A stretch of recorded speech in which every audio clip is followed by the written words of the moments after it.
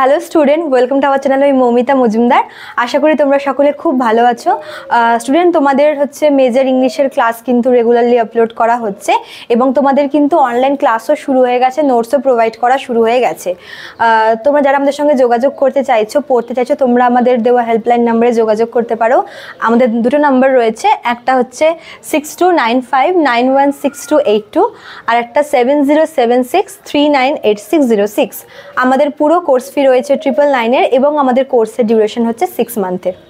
দেখো, তোমাদের ড্রামাটিক টার্মসের কিন্তু প্রায় শেষের দিকেই চলে এসেছি। আজকে হচ্ছে তোমাদের আরেকটা ইম্পর্টেন্ট ড্রামাটিক টার্ম নিয়ে আলোচনা করব, যেটাকে হচ্ছে সলিলকিও বলে বা সলিলোকুইও বলে। ঠিক আছে, দেখো সলিলকি এটা হচ্ছে একটা তোমাদের ড্রামাটিক টার্ম, একটা লিটারারি ডিভাইস, যেটা হচ্ছে ল্যাটিন ওয়ার্ড সলিউস, যেটার মানে হচ্ছে অ্যালোন, আর হচ্ছে লকি যার মানে হচ্ছে টু স্পিক। ঠিক আছে, এই দুটো থেকে এই দুটো মিলে তোমাদের এই ওয়ার্ডটা এসেছে, এই টার্মটা এসেছে, যার মানে হচ্ছে একা কথা বলা। দেখো, আমরা কিন্তু হামেশাই যখন কোনো স্টোরিতে বলো বা কোনো ফিল্মে আমরা দেখতে পাই যে কখনো কি হয় যে কোনো একটা ক্যারেক্টার কিন্তু একা একা কথা বলছে। ঠিক আছে, তো যখনই মানে এরকম আমরা দেখি যে মনে করো যে কোনো একটা গল্পে যখন বিশেষ করে যখন জিনিসটাকে ড্রামাটাইজ করা হচ্ছে, নাটক চলছে, তো দেখবো যে মঞ্চে কি হয় যে মানে একা আর কি কোনো একটা ক্যারেক্টার হয় নিজেকে অ্যাড্রেস করে কিছু বলছে, আর না হয় অডিয়েন্সকে উদ্দেশ্য করে কিছু বলছে। ঠিক আছে, অ্যালোন। তো এই ব্যাপারটাকে হচ্ছে সলিলোকি বলে। ঠিক আছে, আচ্ছা, তো বলতে পারো যে এটা হচ্ছে একটা ড্রামাটিক টার্ম এবং একটা মনোলগ। এই মনোলগ জিনিসটা কি তোমাদেরকে বলছি। দেখো, যখন আর কি দুই বা তার বেশি ক্যারেক্টারের মধ্যে কথা হচ্ছে একে অপরের সাথে, তখন সেটাকে হচ্ছে আমরা ডায়ালগ বলছি।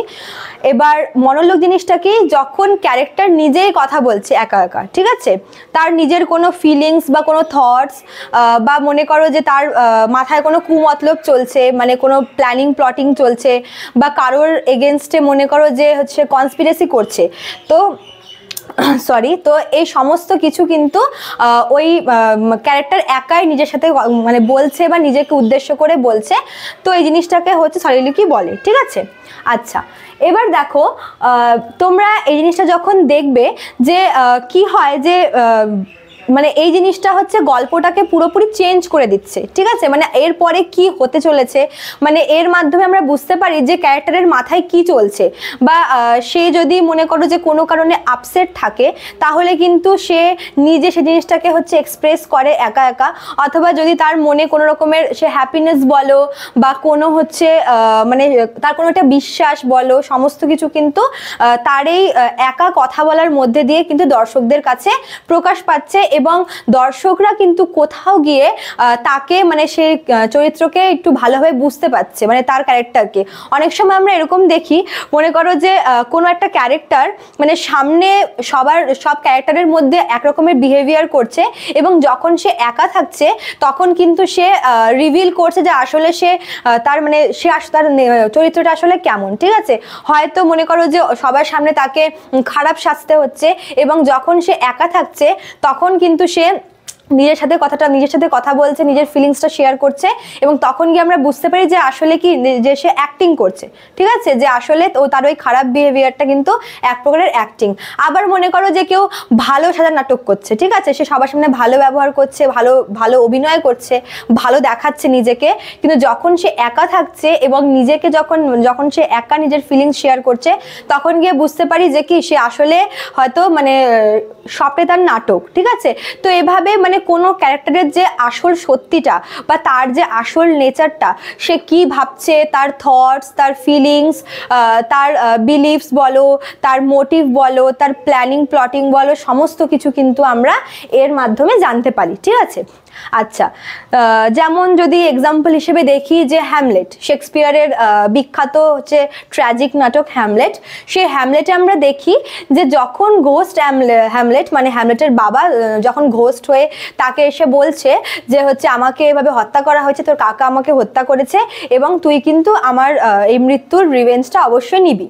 এবার দেখো, হ্যামলেটের তখন মাথায় কিন্তু দুটো জিনিস চলছিল, মানে ও ভীষণই কনফিউজড ছিল। ঠিক আছে, এক ওর মাথায় ঘুরছিল যে আমি রিভেঞ্জ নেব, ঠিক আছে।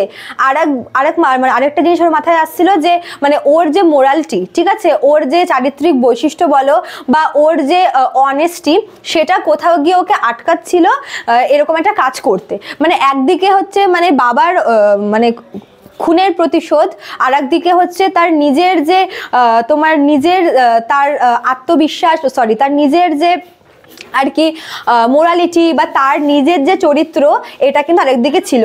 মানে সে তার চরিত্রের বাইরে গিয়ে কিন্তু এই কাজটা হচ্ছে মানে করতে রাজি হয়নি, ঠিক আছে।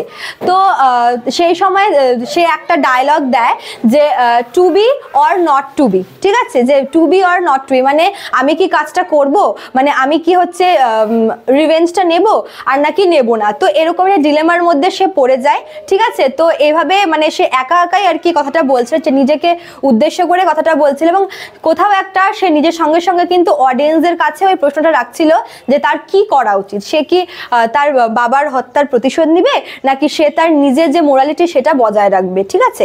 এটা একটা এক্সাম্পল গেল।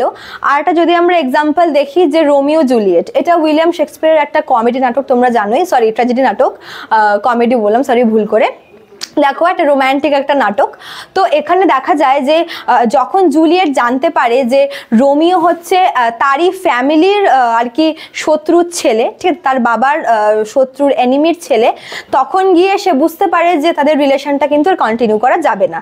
এবং তখন তার সাথে এই জিনিসটা হয়, সে একাই নিজেকে বলে রোমিওকে, মানে সে নিজের উদ্দেশ্যেই বলে যে এখন আমি কি করব, ঠিক আছে, রোমিওর উদ্দেশ্যে ঠিক না, মানে নিজেকেই বলে রোমিওকে সম্বোধন করে যে এখন আমার কি করা উচিত, ঠিক আছে।